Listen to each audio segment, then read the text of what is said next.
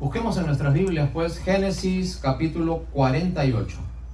En algunas Biblias dice: Jacob bendice a Efraín y a Manasés. Bienvenidos en esta mañana a la Iglesia Camino de Vida de Rosell, y esperamos que el Señor pueda hablarnos en esta mañana a través de su palabra. Puedo ver que casi todos tienen ya listo el pasaje, así que permítanme leerlos, por favor.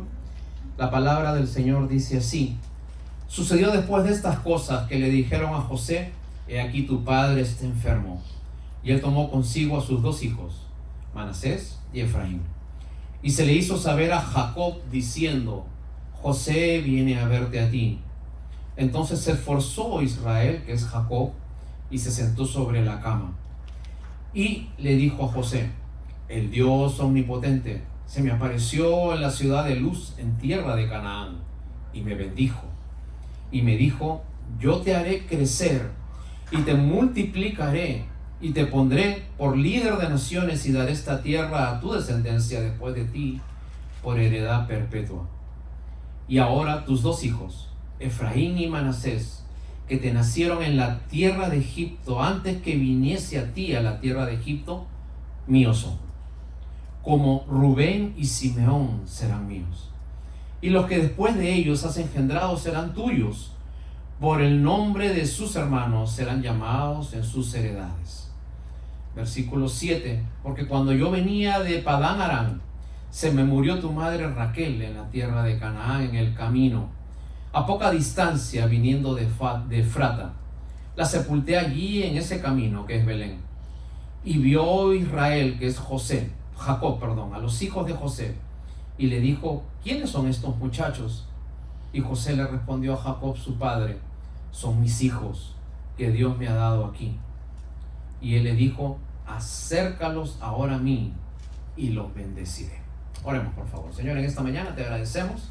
Abrimos tu palabra y hacemos lo mismo que hacemos todos tus hijos alrededor del mundo, que es reunirse en comunidades de fe, abrir tu palabra y entender cuál es el propósito que tú tienes para nuestras vidas. Señor, permítenos que estas cosas, que muchas veces pudieran parecer pequeñas historias, fábulas, puedan parecer situaciones que pertenecen al pasado, puedan traer a través de tu Espíritu una enseñanza para nuestros tiempos. Que podamos entender que las cosas que se escribieron para nuestra enseñanza se escribieron. Y gracias porque este mismo libro se abre en cualquier continente, en cualquier idioma, en todas las generaciones. Tu palabra no necesita cambios, tu palabra no necesita actualizaciones. Tu palabra es la misma ayer, hoy y siempre, porque el cielo pasarán, pero tus palabras no pasarán. Así que recibimos esa palabra como si fuera de ti, en el nombre de Cristo Jesús, nuestro Señor y Salvador. Amén. Durante estas semanas hemos estado viendo un evento mundial que es las Olimpiadas que se están realizando en la ciudad de París. Lo que no mucha gente conoce es que cada vez que se hace una Olimpiada y termina, sigue otra Olimpiada.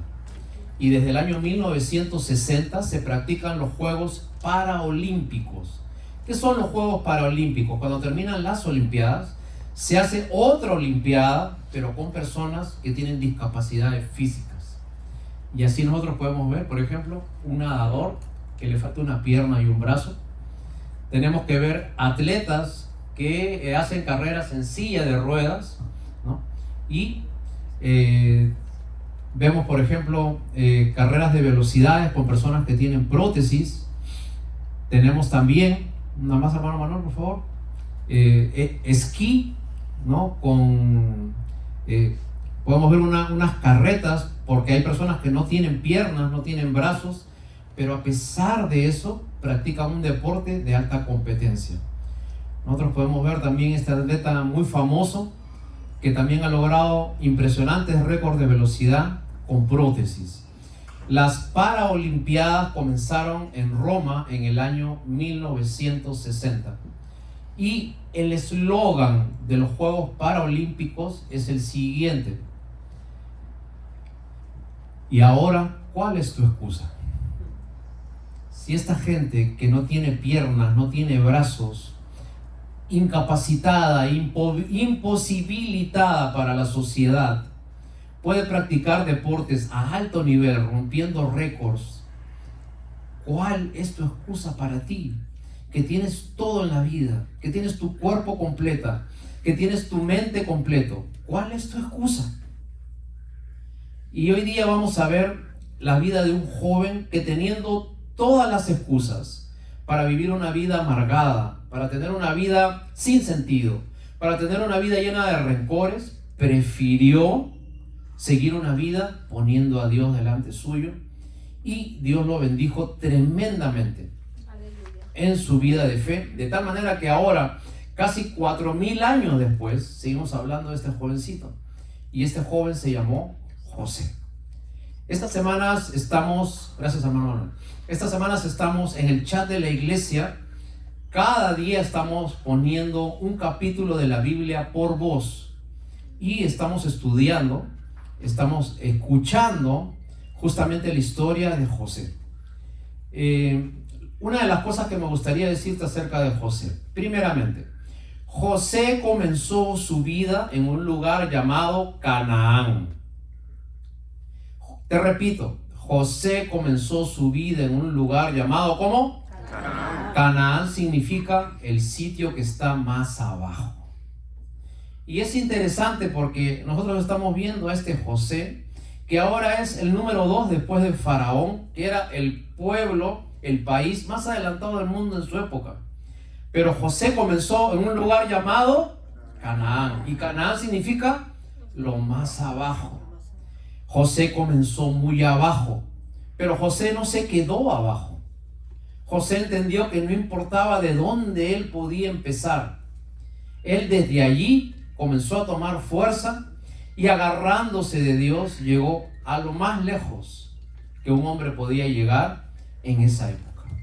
Y me gustaría detenerme aquí un ratito y hablar con usted que vino a los Estados Unidos y empezó ¿cómo? Desde o alguien empezó arriba de un trabajito de oficina, con corbata, computadora, laptop. ¿Alguien empezó así? Todos vinimos y empezamos en nuestro pequeño Canaán. Todos empezamos desde abajo. Todos empezamos en trabajos simples, sencillos, ubicándonos, tratando de seguir adelante. Y Dios no solamente nos dio la bendición de ubicarnos en este país, establecernos en este país, sino que Dios también te da la oportunidad de seguir adelante en una vida espiritual en este país.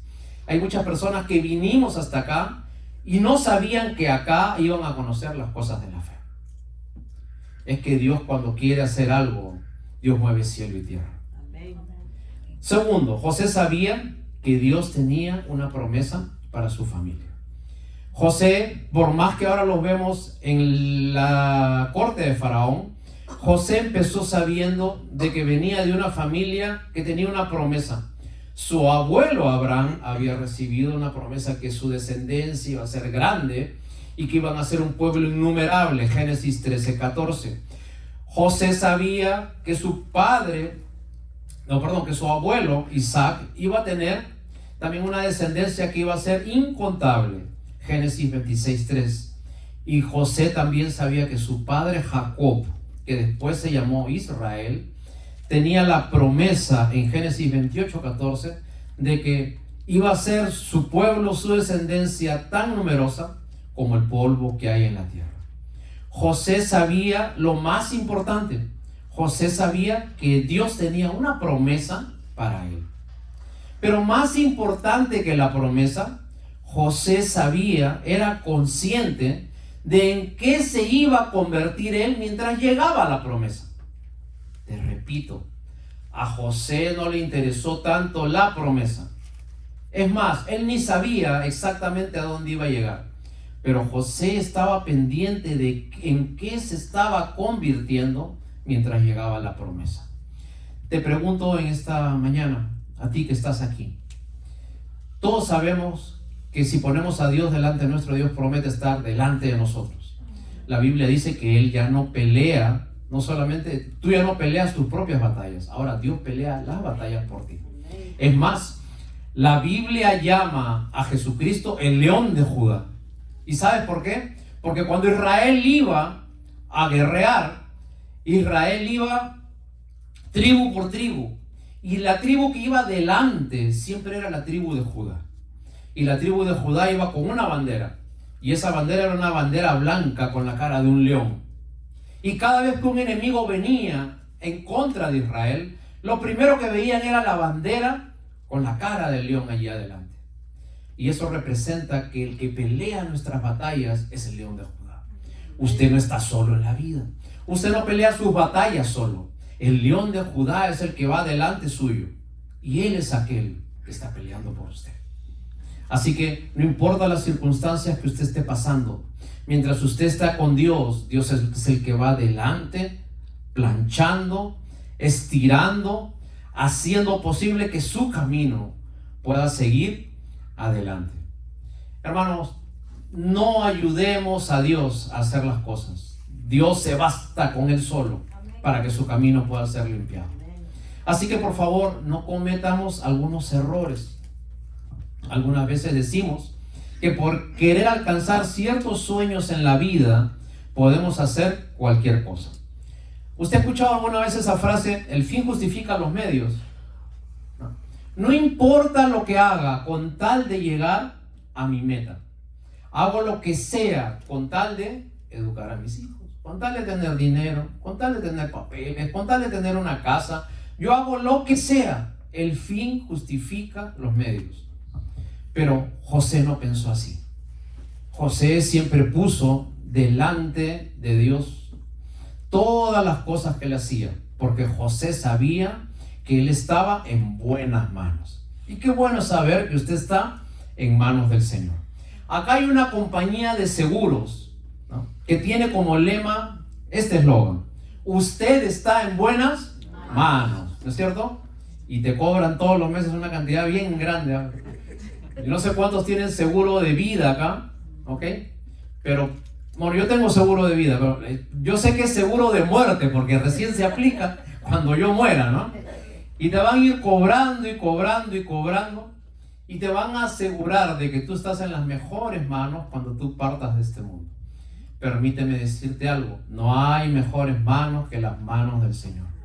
Cuando usted se sale de las manos de Dios, usted se aleja de su protección, de su bendición. Entonces las peleas, las batallas las tendrá que pelear usted solo. O usted se pone en las manos de Dios y deja que Él pelee sus batallas por usted. Ahora, José tuvo otra cualidad. José perdió muchas cosas en el camino. José de muchacho fue envidiado. Sus hermanos le tenían tanto odio porque era el hijo favorito de Jacob, que lo vendieron a unos árabes, y esos árabes a tu vez lo vendieron por unas piezas de plata, y cayó esclavo en Egipto. José perdió en el camino familia, amigos, salidas de jovencito, placeres, libertad. Pero ¿sabes qué? José se dio cuenta y sabía que todo lo que había perdido en el camino no le iba a servir para el resto de su vida. Te repito, todo lo que perdió José no le iba a servir para nada en el resto de su camino en la vida. Y José puso a Dios delante suyo. Ahora, la vida le dio la oportunidad a José de poder reconciliarse con su familia, y ese fue el tema de la semana pasada. Él pudo encontrarse con sus hermanos que fueron a buscar comida al lugar donde él estaba siendo gobernador, y él pudo reconciliarse con sus hermanos. Dice que se abrazó uno por uno con cada uno de ellos, y a todos, dice esta frase, lloró con cada uno de ellos, los besó en el cuello y seguramente habló con cada uno de ellos. Lo siguiente que hizo José hizo que toda su familia fuera a un lugar aparte. Él no los metió en los distintos barrios que había en Egipto.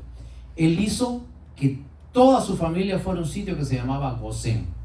Y allí vivieron todos los israelitas con los principios de Dios, en la instrucción de la palabra del Señor, y no se mezclaron con las costumbres ni con las leyes de los judíos. Entonces, Interesante, porque nosotros vemos que José hizo de que su familia pueda ser guardada y cuidada por Dios. Por último, nosotros vemos que Faraón finalmente conoce a Jacob. No sé cuántos de ustedes se acuerdan lo que significa Jacob. Nosotros dijimos la semana pasada que Jacob significaba engañador. ¿Qué más significaba Jacob? Perdón, tramposo. ¿Qué más? Estafador. ¿Qué más? Mentiroso. Yo sé que hay muy pocos hombres así, pero Jacob era todo eso. Jacob era engañador, pícaro, mentiroso. Si te podía sacar la vuelta, te la sacaba. Si te dabas la vuelta, perdías. Ese era Jacob. Jacob, si te podía ganar algo, te lo ganaba. Él quería ganar todas de todas. ¿Ok? Ahora, llega un momento en que José le dice a sus hermanos: traigan a papá acá a Egipto, y acá ustedes van a vivir conmigo. Y una cosa interesante, José le dice a sus hermanos: vayan a Canaán. ¿Qué significa Canaán? Lugar. Y van a venir al mejor lugar del mundo, que es Egipto. Pero por favor, ya no peleen más. Lindo. Vamos a reconciliarnos, vamos a traer a papá, vamos a salir del lugar bajo, pero ya no peleen. ¿Cómo van las peleas en tu casa? Ya tienen armado un ring, algunos dicen, no, ya está, con campanita y todo. Auspiciadores tienen, ¿no? Apuestan entre los hijos, no, esta vez gana, esta vez gana. ¿Cómo están las peleas en casa? ¿Ok? Y Jacob le dice a sus hermanos: vamos a vivir una nueva vida, vamos a salir de nuestro pueblo, el lugar más bajo, y ahora vamos a estar puestos en posición, pero yo les pido un favor, ya no peleen. Y cuando traen al viejo y viene Jacob, dice de que Faraón se entera que viene el papá de José. Y Faraón estaba tan agradecido con José que él quiere ver quién era el papá de este muchacho tan extraordinario. Y dice que va al cuarto de Jacob y lo va a buscar. Y la pregunta que le hace Faraón al papá de José, a Jacob, vamos a verla, Génesis 47:9.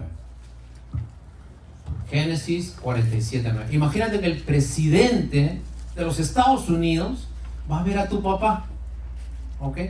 Porque te estima tanto, te quiere tanto, que va y te visita, ¿no? Y va al servicio de inteligencia, van las limusinas, va el presidente, entran a tu cuarto, ¿no? En el techo 5 personas con pistolas custodiando todo. Y dice que se presenta Faraón delante de Jacob. Y miren lo que dice, Génesis 47:7. También José introdujo a Jacob su padre y lo presentó delante de Faraón. Y dice, y Faraón bendijo a Jacob, dice, ¿no? No, Jacob. ¿Quién bendijo a quién? Hermano, ¿cómo puede ser que Jacob bendiga a Faraón? ¿Te has puesto a pensar en eso? Y el que daba la bendición en los tiempos antiguos era el mayor. El mayor no era Jacob por rango, ni por dinero, ni por estatus. El mayor era el que tenía la bendición. Y Jacob le da la bendición al hombre más poderoso de la tierra que había en ese tiempo. Y miren lo que dice Faraón. Faraón le pregunta en el versículo 8 a Jacob: ¿cuántos son los días de los años de tu vida? En otras palabras, en simple, ¿qué edad tienes, hombre, no? Y en el versículo 9, miren lo que le responde Jacob: el engañador, el tramposo, el vivo, el que se las sabía todas, el que siempre se salió con su gusto. Dice: los días de los años de mi peregrinación son 100. Pocos y malos han sido los días de los años de mi vida. Pastor, ¿cómo puede ser? Pero este hombre no era el que se las sabía todas, el criollo, el vivo, pero después de vivir 130 años, él hace un balance de su vida y dice: ¿siempre me salí con la mía? Sí. ¿Siempre hice las cosas a mi forma? Sí. ¿Siempre le saqué las vueltas a las leyes? Sí. Pero ¿sabes qué? Muchos y malos han sido los días de mi vida. Así que usted tiene dos formas de vivir la vida: a su forma o a la forma de Dios. No hay punto medio. ¿Usted quiere vivir pocos y malos días o quiere vivir una vida abundante en Cristo Jesús? Y entonces, cuando Jacob va a morir, dice que llama a su hijo José, y esto es lo que vamos a leer, capítulo 48, versículo 1. De repente tú me dirás, pastor, o sea que recién va a empezar a predicar. Sí, recién vamos a empezar a predicar. No, no te preocupes, no me voy a demorar mucho. Génesis, yo leo la mente, yo sé, ¿no? Ya más o menos, miran el reloj.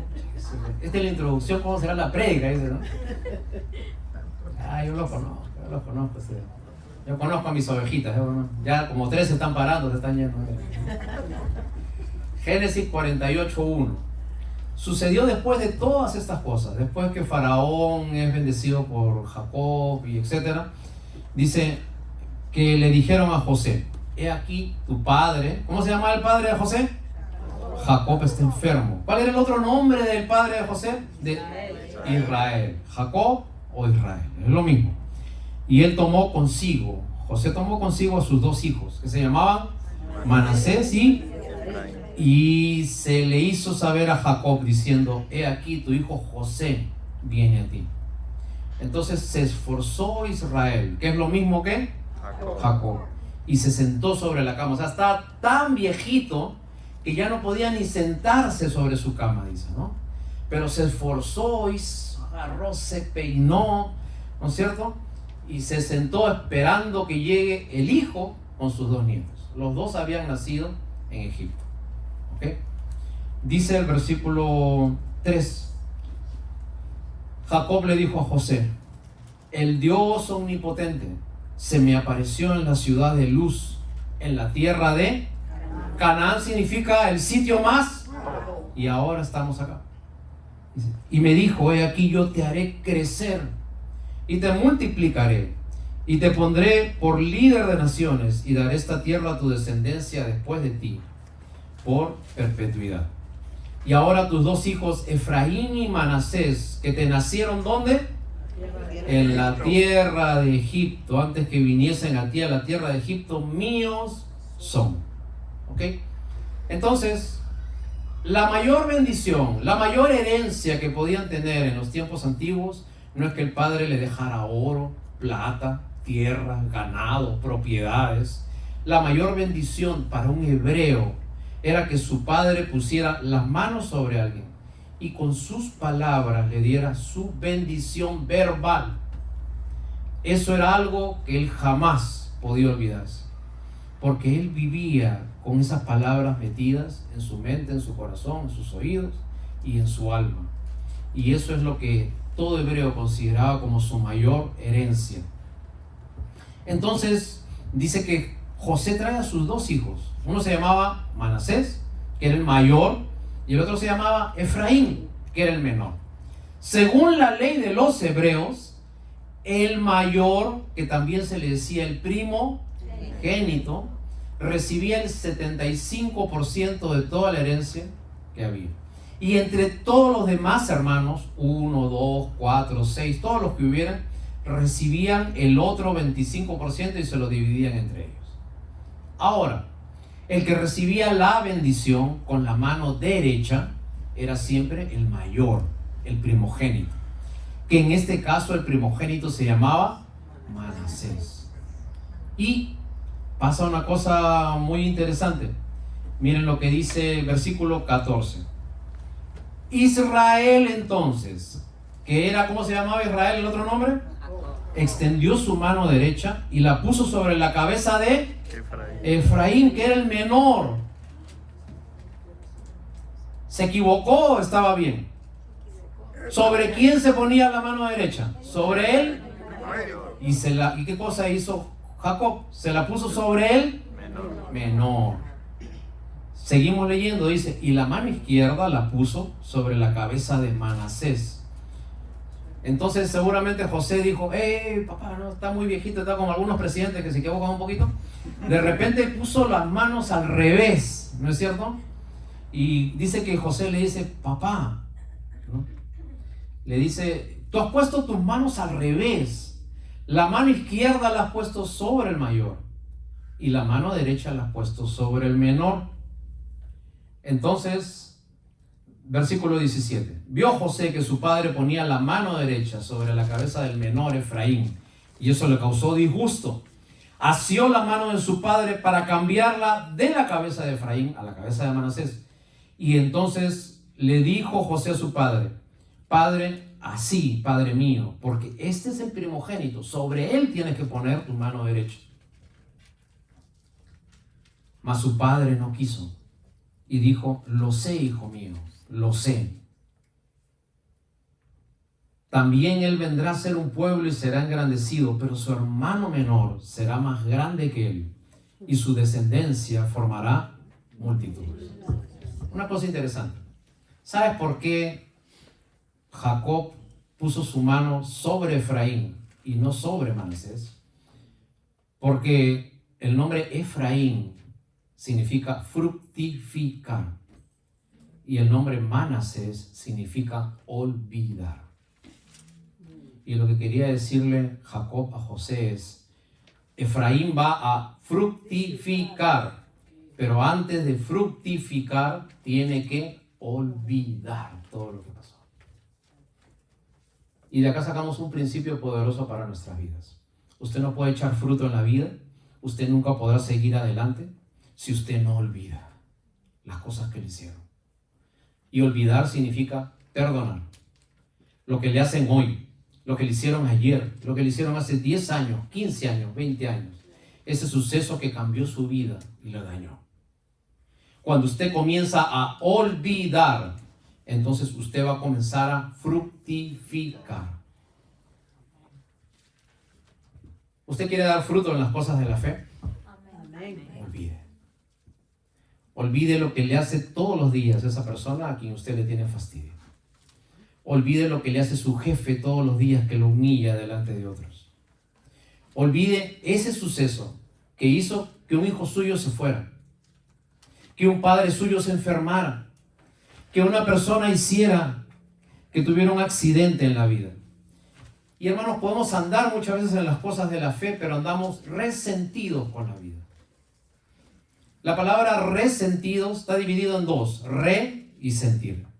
Resentir, cuando usted vuelve a sentir aquellas cosas que lo apartan de las cosas de Dios. Me hicieron esto, no me ayudaron en esto. Ustedes no saben todo lo que yo sufro cuando me pasó esto. Así que hoy día vemos a un hombre que tenía todas las excusas para no olvidar, pero decidió seguir adelante y Dios lo llevó hasta el trono de Faraón.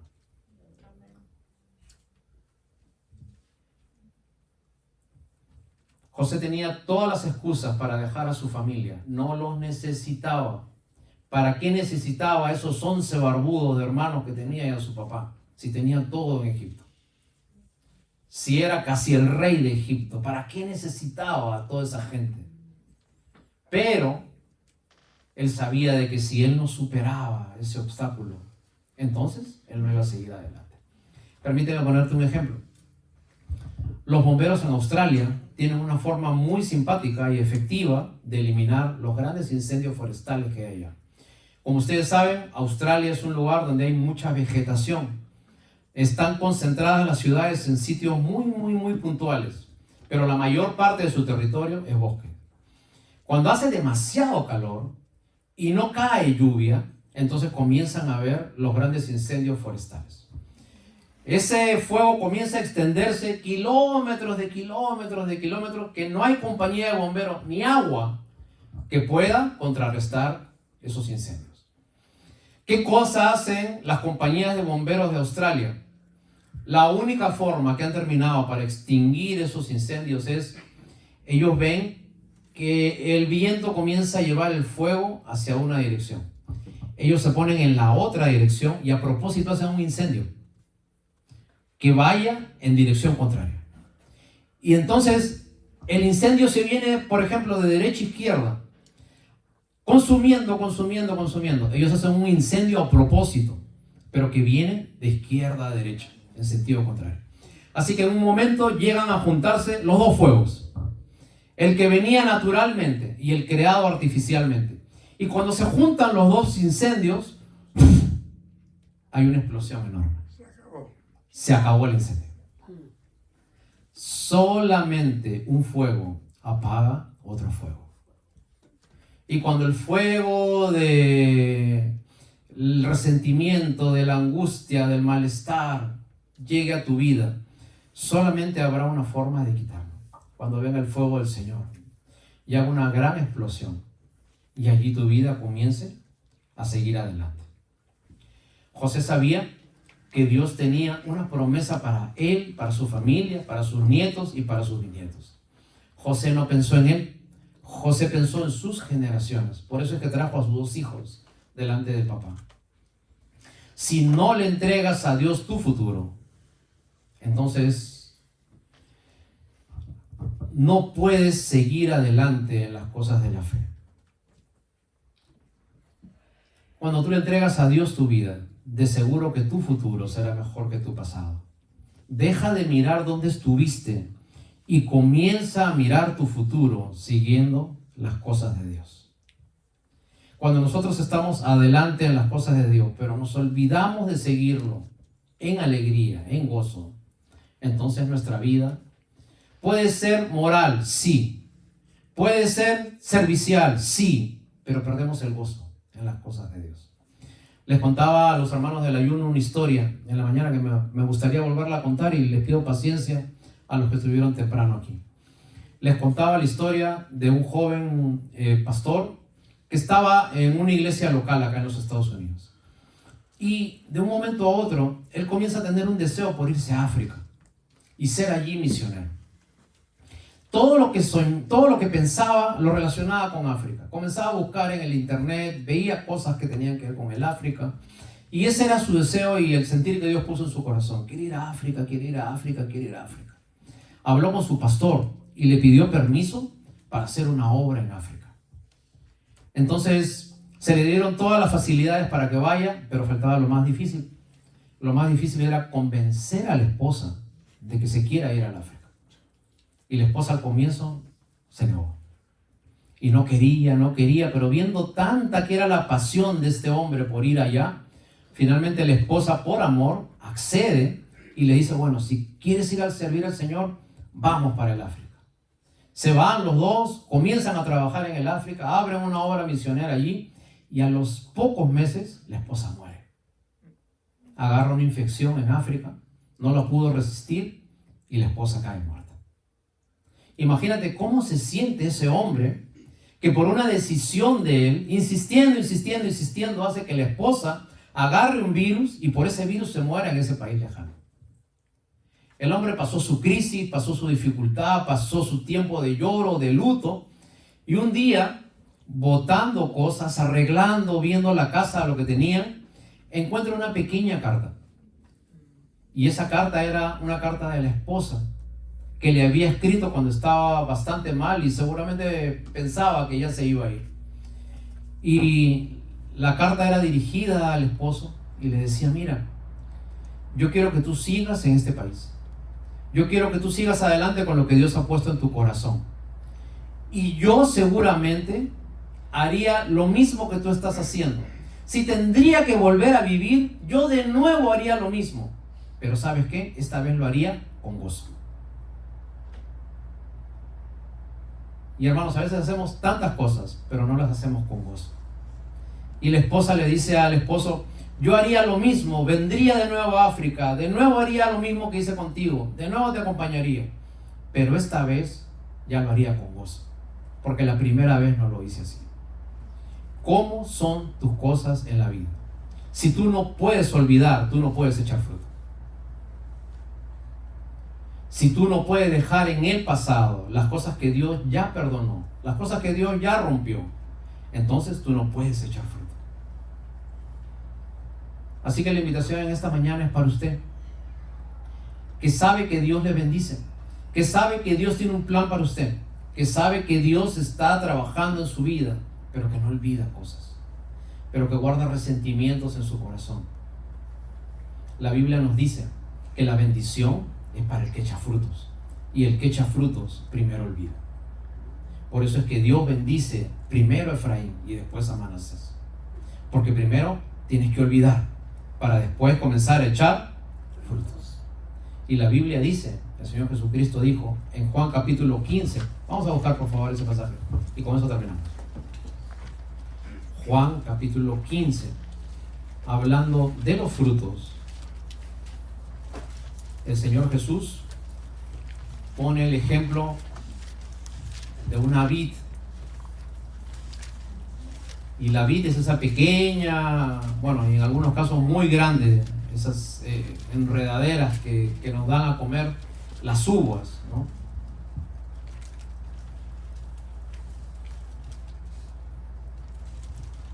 Quería aclararte antes de leer el pasaje.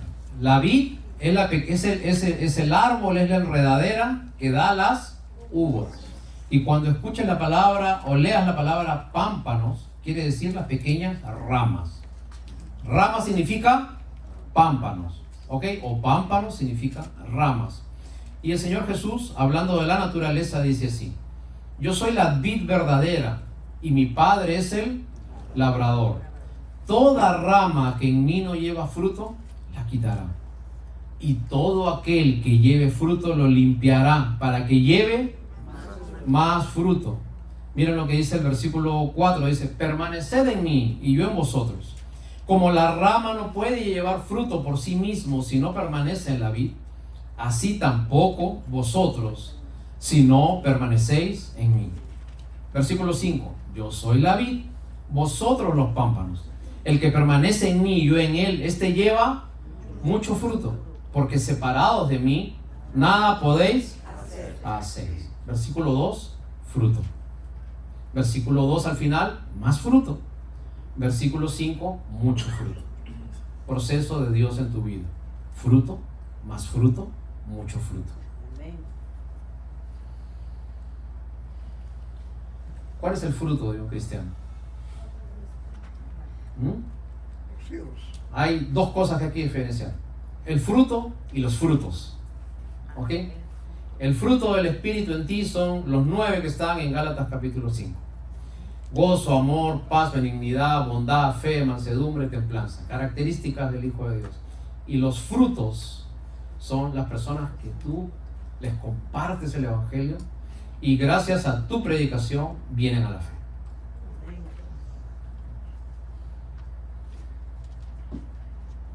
El otro día les conté una historia acerca de una persona que podíamos ser nosotros que llegábamos al cielo. Y cuando llegábamos al cielo, habían ahí 2 líneas aplaudiendo, ahí nosotros entrábamos. ¿Y qué más hacía esa persona que entraba al cielo? Gimme Five, así, con Pedro, con Juan, entrando ahí, ¿no? Y nosotros dijimos la semana pasada que una de las preguntas que nos iba a hacer Dios era: un momentito, ¿dónde vas? Para adentro, para el cielo, para adentro, para el cielo. No. ¿Qué hiciste con tu familia? Primera pregunta. Esta semana te voy a enseñar otra pregunta que el Señor te va a hacer cuando llegues al cielo. ¿A cuántos trajiste contigo? No te entiendo, Señor. ¿A cuántos traje? ¿A cuántos le predicaste? ¿Cuántos frutos has conseguido en tu vida de fe? A veces nos vanagloriamos mucho.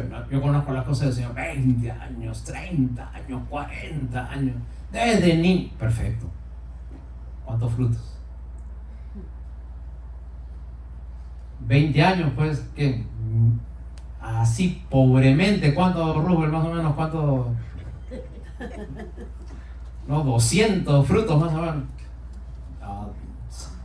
Bájate un poquito, Señor, no 250. A little bit. 20. ¿A cuántos has traído a las cosas de la fe? Porque el fruto de un cristiano son otros cristianos. ¿Hace cuánto tiempo que no predicas las cosas de la fe? Y hay mucha gente afuera que no conoce las cosas de Dios y no echa fruto porque no puede olvidar. Gente que vive en este país pero anda cargando resentimientos de su país. gente que vino del lugar pequeño de su Canaán y están aquí en el país más grande, en el Egipto de ese tiempo, están en los Estados Unidos. Y a pesar de eso, no pueden perdonar. Y si no puedes perdonar, no puedes echar fruto. Porque si no sacas a Manasés, no puede haber Efraín. Así que esta mañana hay una invitación para usted que quizás está tan herido que cuando escucha un nombre le hierve la sangre, que cuando recuerda un lugar, un suceso, una habitación, un sitio, su corazón se llena de ira. Me gustaría decirte que hay alguien que puede sanar y perdonar tus heridas. Hay alguien que venda las heridas, las limpia, las sana y que te hace nuevo. Ese se llama Cristo Jesús. Así que hoy día mi invitación es a que comiences a echar frutos de una vez por todas, porque si no, vas a decir como Jacob: malos y pocos han sido los días en este mundo.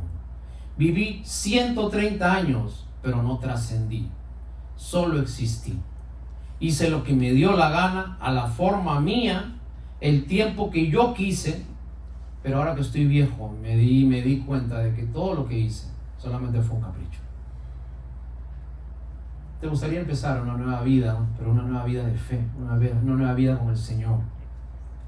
La invitación es que hoy día conozcas a ese Señor que viene, cura, limpia, sana y hace nuevo. Y hasta que usted no llegue a ese tiempo, y hasta que usted no cambie su forma de ver, entonces Dios no podrá hacer nada con usted.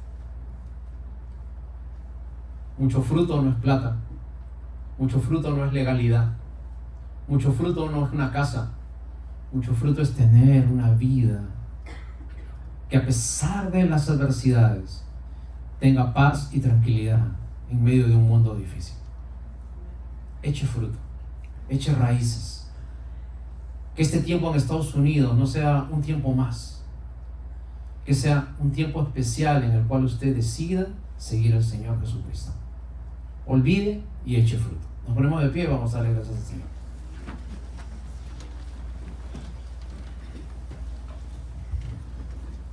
Te agradecemos, Señor, en esta mañana por tu palabra. Te doy gracias porque, Señor, como cada vez que abrimos tu palabra, siempre hay una invitación para cada uno de nosotros. Siempre hay, Señor, una mano estirada para comenzar de nuevo. Y tú, Señor, tienes un método divino, un ingrediente divino, una fórmula divina para llegar a ti. Y es a través de Jesucristo. Tu palabra dice de que Jesucristo es el camino, la verdad y la vida, y que nadie viene al Padre si no es a través de Él.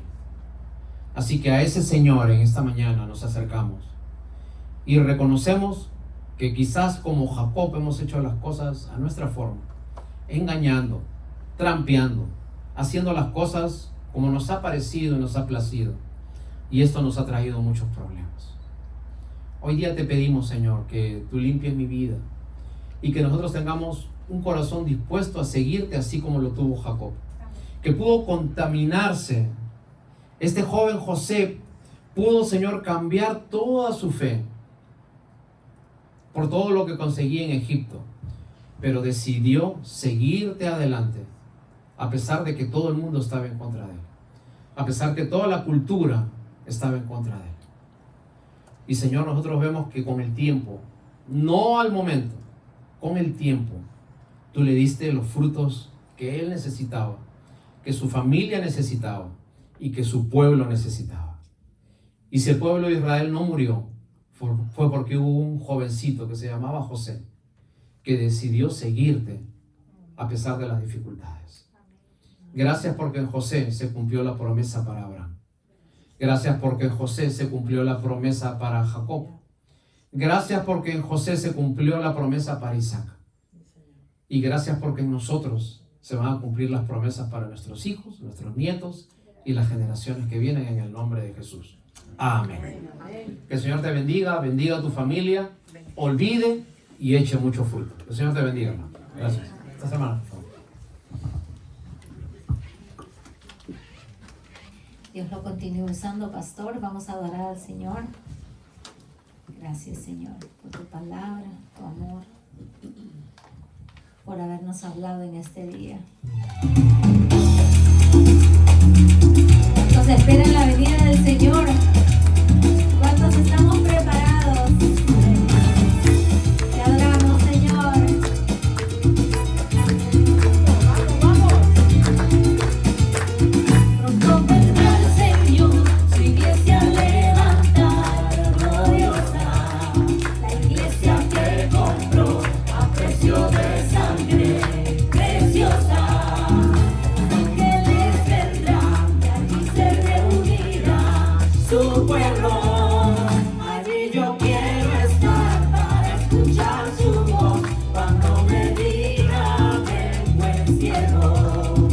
Allí yo quiero estar para escuchar su voz cuando me diga ven buen siervo. Vendrá el Señor, su iglesia levantar gloriosa, la iglesia que compró a precio de sangre preciosa. Los ángeles vendrán y allí se reunirá su pueblo. Allí yo quiero estar para escuchar su voz cuando me diga ven buen siervo. Allí yo quiero estar para escuchar su voz cuando me diga ven buen siervo. Me gozaré, me alegraré y cantaré al Señor, porque han llegado las bodas del Cordero de Dios. Me gozaré, me alegraré y cantaré al Señor, porque han llegado las bodas del Cordero de Dios. Y a su esposa se le ha concedido que se vista de lino fino, lino lindo y resplandeciente para recibir al Rey. Y a su esposa se le ha concedido que se vista de lino fino, lino lindo y resplandeciente para recibir al Rey. Me alegraré y cantaré al Señor, porque han llegado las bodas del Cordero de Dios. Me gozaré, me alegraré y cantaré al Señor, porque han llegado las bodas del Cordero de Dios. Y a su esposa se le ha concedido que se vista de lino fino, lino lindo y resplandeciente para recibir al Rey. Y a su esposa se le ha concedido que se vista de lino fino, lino limpio y resplandeciente para recibir al Rey. Yo celebraré, cantaré a él, cantaré un cántico nuevo.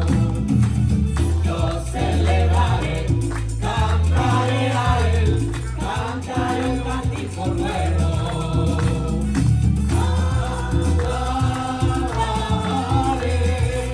Cantaré un cántico nuevo.